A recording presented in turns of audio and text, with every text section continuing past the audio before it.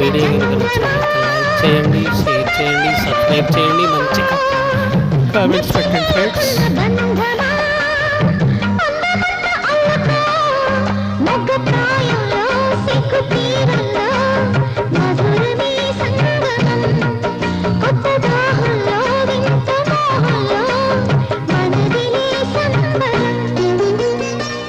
పల్లవించుతున్న ప్రణయమా మళ్ళీ మళ్ళీ వచ్చిపో, విన్నవించుకున్న పరువమా వెన్నముద్దులిచ్చిపో.